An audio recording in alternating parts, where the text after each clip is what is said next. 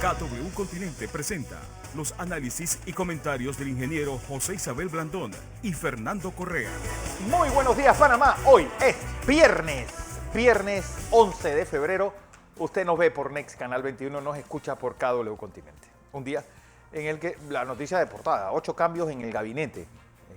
Vamos a explicar pues, quiénes son, y muchos de ellos fueron cambios de trinchera.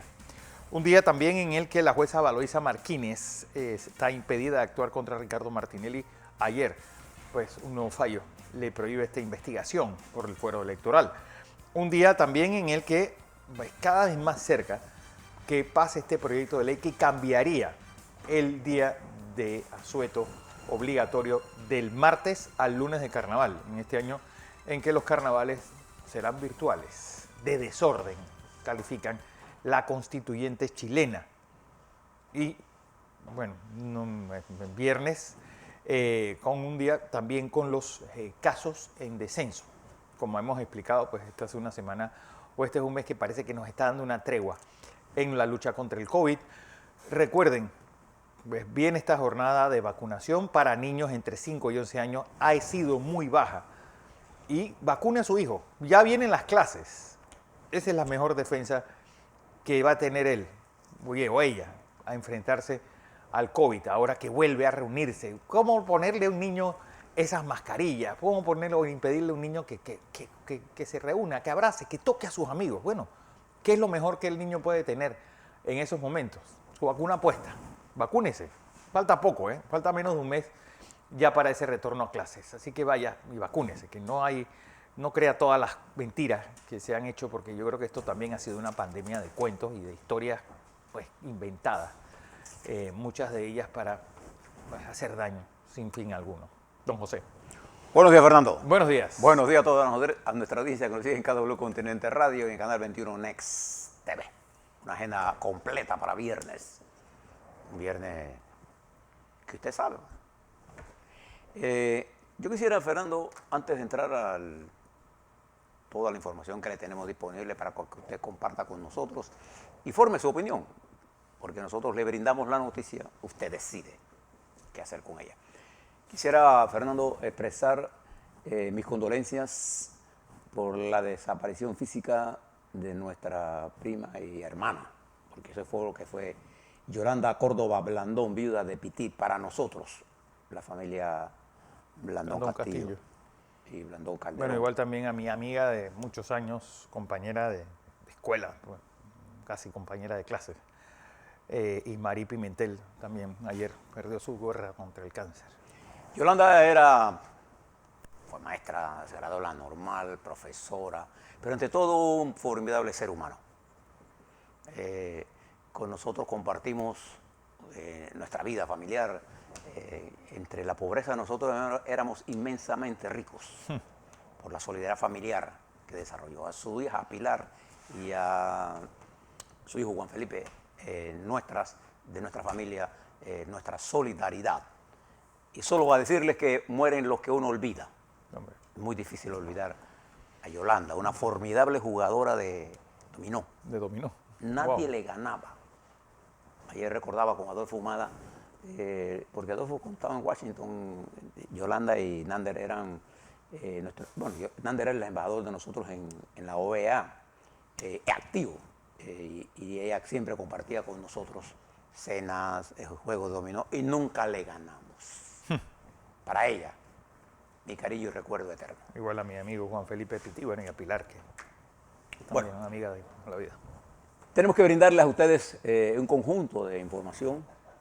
Voy a partir por darle un pantallazo de lo que está ocurriendo en el mundo con la COVID, porque nosotros vamos rumbo a eso también. Estoy pidiéndole. En el mundo ya están tratando la COVID como enfermedad, como una especie de una gripe. La gripalización de la COVID-19, con mayor liberalizaciones, con mayores medidas de normalidad, entre comillas, de lo que era la normalidad antes del COVID. Y siempre tenemos que entender la normalidad, porque lo que es normal para una persona con recursos no es lo mismo que la normalidad para una persona sin recursos, con o sin pandemia. Pero el mundo marcha hacia la apertura. igual que nosotros, debemos seguir eso, porque hemos hecho un gran trabajo. Ahora le voy a dar las cifras que tenemos nosotros y lo que está pasando en el mundo. En los Estados Unidos los descensos son sustanciales. Los casos activos se encuentran entre 200, 230 mil del 1.200.000 a que llegaron. Sin embargo, el COVID sigue y el Omicron sigue matando gente. Pero su incidencia está cayendo vertiginosamente. La curva no solamente se aplanó, sino que viene a la baja. Es una cosa que tenemos que tener en consideración. Pero otro caso importante, déjeme darle algunos pincelazos de noticias para que usted lo ponga en su agenda. El presidente Bolsonaro no deja de sorprendernos. Para mal. Sorprendernos, porque cada día hace no sé cómo llamarlo ya. Ahora anuncia que se va para Rusia la próxima semana. En un momento en que Occidente está enfrentado a una de las grandes tensiones del mundo. Brasil, cuyo comercio es precisamente con nuestros países y con Estados Unidos y con Europa. Bolsonaro va a Rusia a hablar con Putin, tratando de poner una distancia entre su derechismo y pasarse a qué. Es que no se sabe ni No qué. sé a qué. Porque el populismo de derecha y de izquierda es tan perverso uno como el otro. Entonces, ¿qué va a hacer él allá? En este momento, sus propios ministros de Estado están en contra. Pero a él no le importa. Él va por fuera. Eso para que usted vea. Quiero darle la bienvenida a nuestro país a John Kerry, que estuvo en la discusión del problema energético. John Kerry es el representante personal del presidente Joe Biden para todo lo que tenga que ver con el cambio climático y energético. John Kerry fue senador, fue secretario de Estado, Candidato presidencial. fue candidato presidencial de los Estados Unidos y es un amigo personal. Por muchos años trabajó junto con el presidente Joe Biden, un gran amigo de nosotros. Y en mi caso, un gran amigo personal al cual le tengo un profundo aprecio a John Kerry, que es el representante del presidente de los Estados Unidos en lo del cambio climático y está haciendo un trabajo mundial extraordinario. John Kerry estuvo en México. En medio de la discusión, John le planteó al presidente Manuel López Obrador, que los Estados Unidos estarían dispuestos a apoyar a México en el desarrollo de las energías siempre que hubiera un mercado libre. Entonces se está discutiendo en México en este momento una reforma constitucional en la que se hace precisamente lo contrario. Y el señor López Obrador sale de la reunión con Kerry y dice, me fue fantástico. Yo no sé si él entendió o si la traducción se la hicieron bien. No sé, yo no sé si el presidente de México habla inglés. Pero lo que le dije John Kerry es, nosotros estamos a punto de apoyarte, pero con el mercado libre. Él dice, y su secretaria de Energía dice, que no hay cambios, que estas reformas constitucionales no afectan el libre mercado. Y está totalmente equivocada, porque la reforma energética y particularmente eléctrica que se está discutiendo en el Senado de los Estados de México, los Estados Unidos mexicanos, es exactamente lo contrario. Es privilegiar las empresas estatales sobre las inversiones de las empresas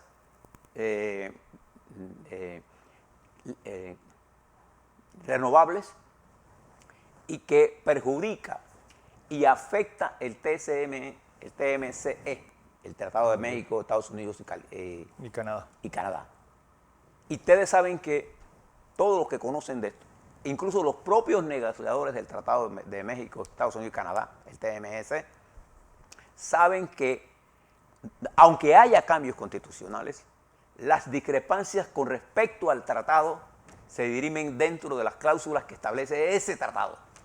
Sí, no crea ninguna organización para dirigir. No. Todo está dentro del tratado. Todo está ahí.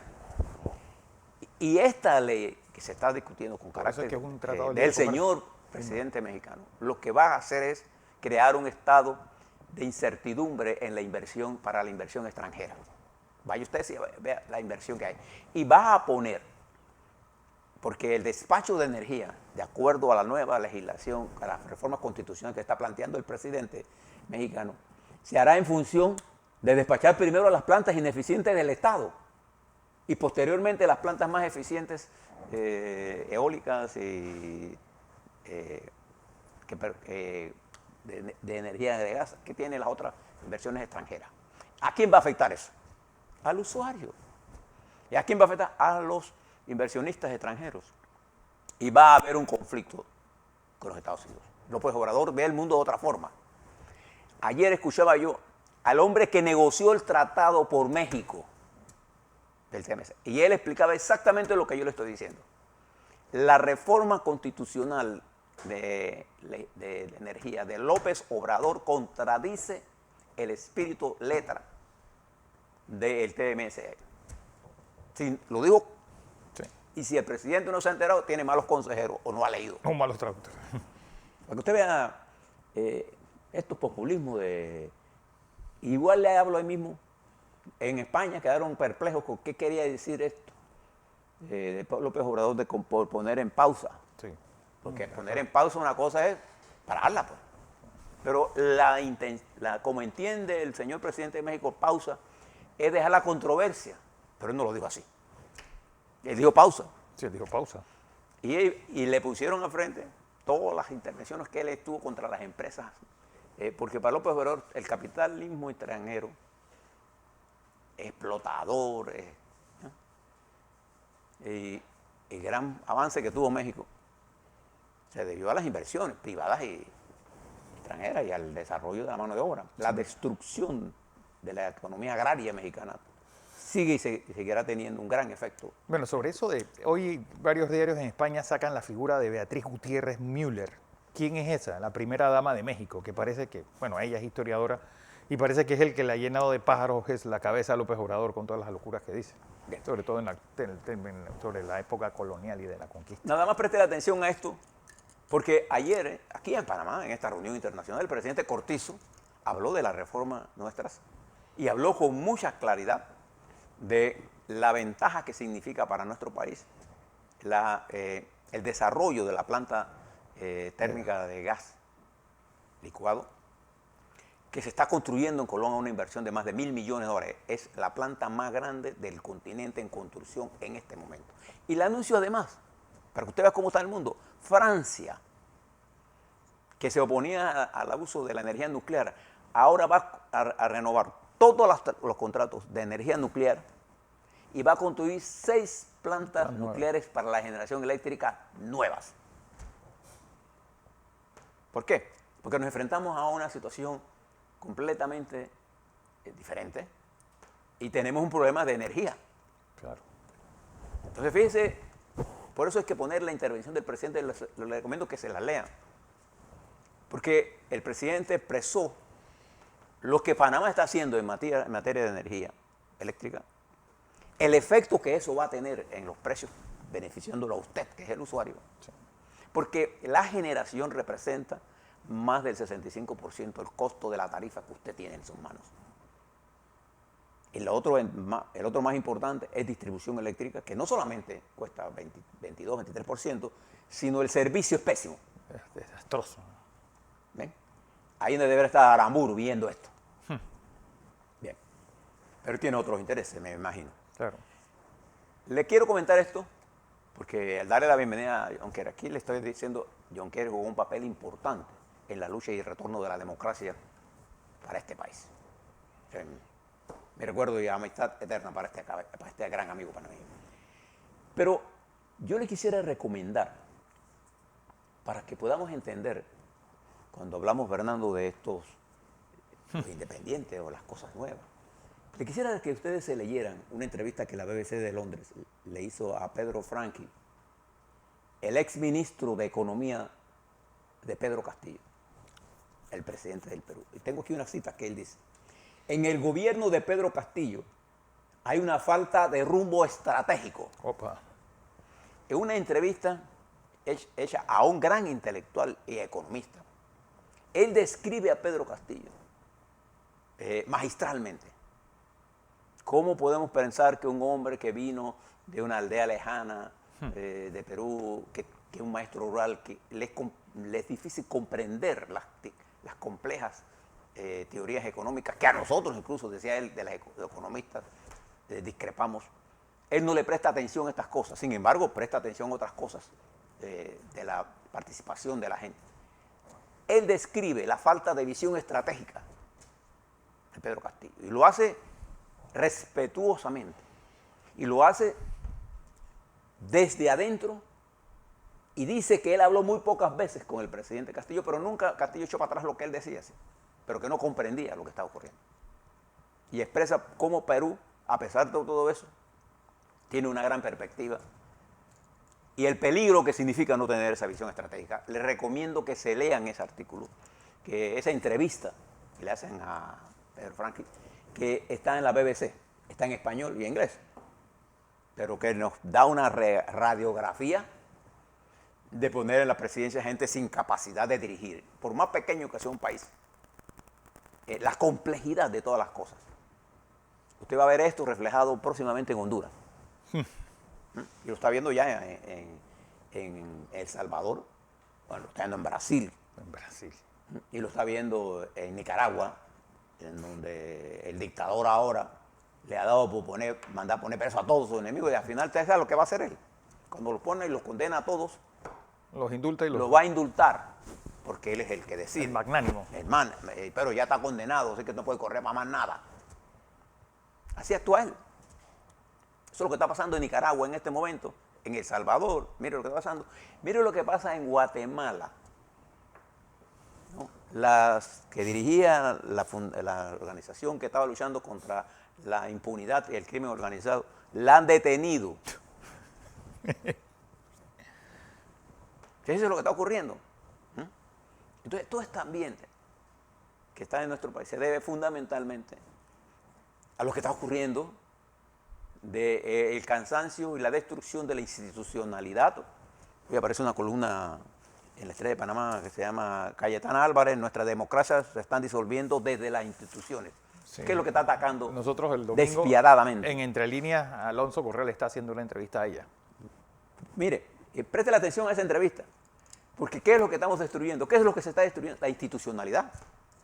Mire lo que está pasando en Canadá. Mira lo que está pasando en los Estados Unidos. Bueno, es que eso no es que... Pero es que, José, olvidemos lo de Inglaterra, un país con tantos contrapesos que se le obliga a renunciar a la directora de Scotland Yard, porque fue quien inició la investigación contra Boris Johnson, que por cierto tiene que ser interrogado por la policía en los próximos días. Es decir, ¿qué pasa cuando un país las contrapesos funcionan y otro país donde no? Ahí es donde está la certidumbre y donde está pues, el Estado de Derecho, que todos ansiamos. La señora Indira Santizo, es la que fue detenida en Guatemala por una investigación que inició el presidente Morales, ¿se acuerda? El cómico. El cómico. Jimmy Morales. Esa es la herencia de la ruptura institucional que se produce cuando empujamos la destrucción de las estructuras, porque la institucionalidad no se cree que nada más que es la Corte, el Tribunal Electoral, no. Los partidos son parte de la institucionalidad democrática, no hay otra que yo conozca. Sí, hay gente independiente, sí. Pero la estructura democrática descansa sobre la participación organizada de los partidos políticos, ¿o no? Sí. Así está en nuestra Constitución. Entonces hay una campaña dirigida sistemáticamente a eso. En el mundo, Permítame rápidamente darle lo que está ocurriendo y que es la preocupación de los grandes dirigentes de este planeta.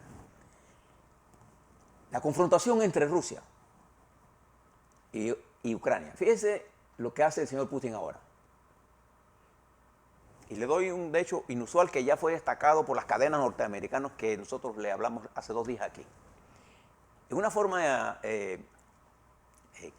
nueva, la inteligencia norteamericana de altas tecnologías está dando a conocer todos los pasos de los movimientos que hacen las tropas y los dirigentes rusos y las intersecciones telefónicas que se hacen cuando está en guerra. Una de las cosas primero que usted quiere saber es qué está haciendo su enemigo. Claro. Por eso nosotros tenemos que saber qué está pasando con el virus. Y entonces los Estados Unidos tiene todos sus su estructura de espionaje electrónico para saber qué está haciendo Putin. Y están divulgando con antelación todas las estrategias de él. ¿Se acuerda aquella de planteamiento de banderas, de provocaciones? Todo fue divulgado y ha tenido éxito porque han hecho retroceder a Putin. Y se encarga ahora, me imagino, usted cuando usted está vigilado, usted comienza a tener, me está mirando, usted comienza a tener ya miedo de lo que le está ocurriendo. La inteligencia norteamericana está divulgando lo que está pasando, hora tras hora. Y no lo está haciendo el Pentágono porque le da la gana, eso pasa por el Consejo de Seguridad de los Estados Unidos y la comunidad de inteligencia de los Estados Unidos está divulgando los movimientos de tropas. Fíjese lo que hace el señor Putin. Arranca ejercicios con Bielorrusia, que es fronteras con Ucrania, y arranca ejercicios la otra semana en el mar para bloquear a Ucrania, por mar y por tierra. Subiendo a la parada, ¿no? Y mientras eso está ocurriendo, la diplomacia europea y los militares se están moviendo, fortaleciendo entonces todo el frente de tropas con Rusia. Ahora, no le preste mucha atención a las tropas, porque en Europa hay suficiente armas, igual que tiene Rusia, para acabarse entre ellos. La cantidad de ojivas nucleares que están allí, que están los submarinos, lo que tiene Estados Unidos, lo que tiene Rusia, para acabar el mundo. ¿Qué es lo que está en juego en este momento? Esas ansias de figuración y de poder absoluto del señor Putin. Y esa campaña montada desde la televisión de él para la vida interna y para acá, los que de una u otra forma creen que Putin es lo máximo, está siendo retada ahora por la inteligencia norteamericana que está divulgando. Usted mire la cantidad de información, Fernando, que está saliendo. ¿Y eso qué ha motivado? Fíjese esto. Hoy apareció ya en Melbourne, Australia, el secretario de Estado para reunirse ¿con quién? Con los cancilleres de la India, de Corea del Norte y Japón. Corea del Sur. Para ver lo que está pasando en el Pacífico Índico. La OTAN ha fortalecido su posición como institución y ha unido a Europa y ha fortalecido y es la que ha logrado mantener a Boris Johnson todavía en el poder. Y hay una campaña montada contra España por parte de Rusia, porque España ha respaldado todas las acciones militares contra. Hay una flotilla de España en el Mediterráneo oriental rumbo al Mar Negro. ¿Y por qué es importante tener esto? Porque para mí uno de los cambios importantes que se dieron ayer, ahora se los comento, fue una movilización que se dio en el Ministerio de Relaciones Exteriores y creo que eso se llama déjenme leerlo aquí mismo, la Secretaría la Superintendencia de Finanzas no financieros. Organismos no financieros. El organismo no financiero. Porque la guerra contra nosotros viene por ahí. Y ahí hubo movimientos estratégicos. Ahora se los voy a contar. Y es importante que entendamos esto. Porque gran parte del problema que estamos teniendo, por eso la gente critica a Bolsonaro ir ahora, a este momento, a Rusia. A Rusia, o lo que hizo el presidente Fernández. El presidente Fernández está bajo fuertes cuestionamientos en Argentina por esas odas que dijo en China a favor de Mao Zedong y la invitación que le hizo a Putin de venir a hacer él, Argentina, la entrada de Rusia a nuestro continente. Sin darse cuenta él que Rusia lo que le interesa es mortificar a Estados Unidos a través de Cuba, Nicaragua y Venezuela. De este mundo, en la que ya podemos conocer incluso información que antes no era vedada, requiere que usted piense todo lo que le estoy diciendo. Porque en Colombia, ayer entrevistamos, en Colombia la dispersión, la ruptura del tejido social es tan complejo que puede producir cualquier cosa. Mire lo que pasó en Costa Rica esta semana, este domingo. Y el mundo se mueve en esa, mire lo que está pasando en Perú. Y el 11 de marzo, toma posesión el joven presidente de Chile, Gabriel Boric, en Chile. Y mire lo que le está pasando al presidente de Ecuador. Entonces, todo este mundo complejo nos obliga a nosotros a ser sensatos.